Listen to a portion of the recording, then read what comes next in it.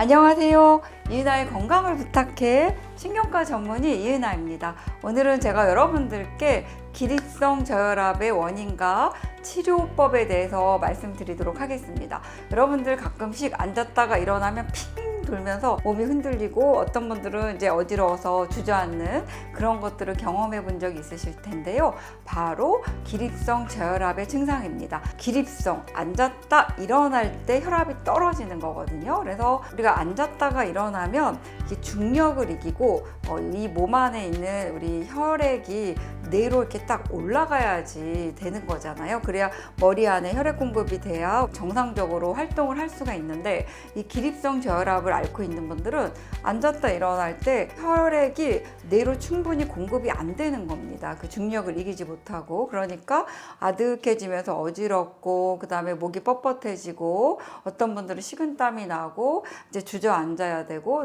너무 심하면 이게 이제 쓰러져서 누워 있다가 일어나는 그런 분들도 있거든요. 그래서 이 기립성 저혈압은 알고 대비를 하면 우리가 예방할 수도 있고, 또 적절하게 치료를 하면 좋아질 수도 있는데, 그냥 무심코 방치를 하면 낙상사고라든지 골절이라든지 뭐 넘어지면서 머리를 부딪히면 뇌출혈이라든지 이런 실신, 이런 증상하고도 연결이 될 수가 있기 때문에 기립성 저혈압에 대한 것들을 여러분들이 꼭 알고 계셔야 됩니다. 이 기립성 저혈압의 원인은 이제 다양한데요. 근육 사이에 정맥이라든지 이런 동맥이라든지 이런 혈액들이 다 지나가는데, 근육이 노쇠하게 되면 혈관을 이렇게 딱 짜주는 그런 압박을 해주는 힘이 약해지거든요. 그러니까 누웠다가 일어나거나 앉았다가 일어날 때 혈액 공급이 뇌로 원활하게 안 되면서 어지러움을 많이 느낄 수가 있습니다. 그 이외에도 너무 무리해서 밤샘을 하거나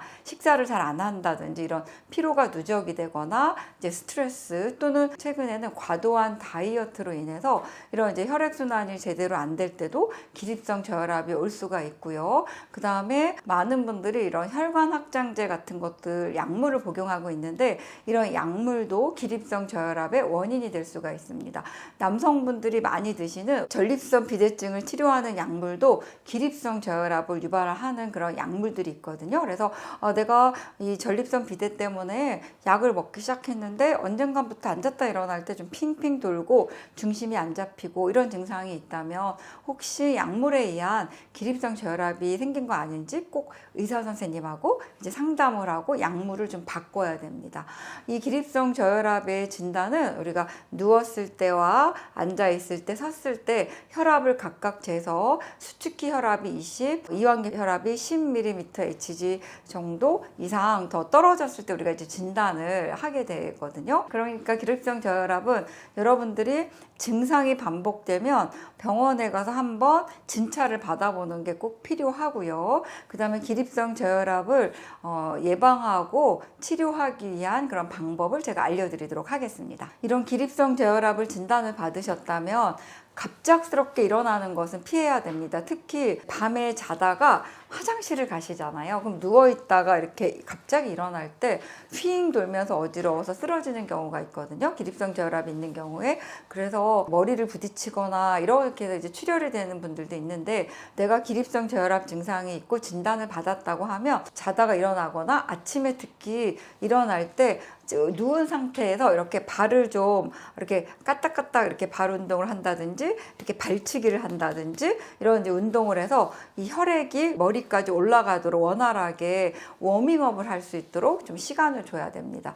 그래서 일어날 때는 최대한 천천히 움직이고 중간에 한 번씩 좀 쉬어주면서 일어나는 것도 중요하고요. 일어날 때 뭔가를 잡고 일어나는 그런 습관을 가지는 것도 되게 중요하고요. 그 다음에 장시간 서 있어야 할 경우에는 다리 정맥에 혈액이 정체되지 않도록 압박 스타킹 같은 것을 좀 신어줘도 기립성 저혈압을 예방하고 치료하는 데 도움이 됩니다. 그 다음에 염분과 수분을 이제 충분히 섭취하셔야 되고요.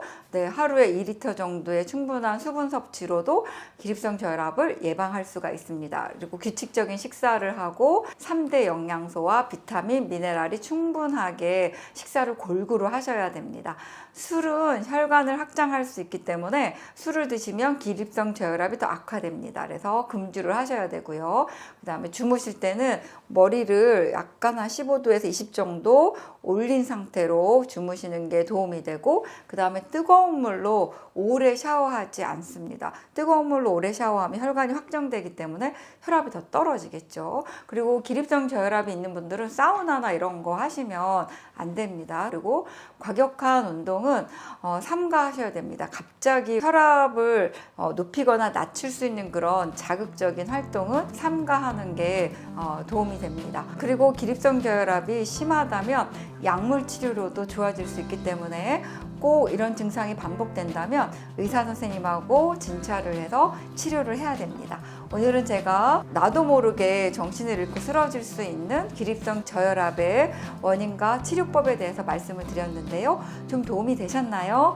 도움이 되셨다고 하시면 좋아요와 구독을 꾹 눌러주시고 많은 분들께 널리 알려주십시오. 저는 다음 이 시간에 찾아뵙도록 하겠습니다.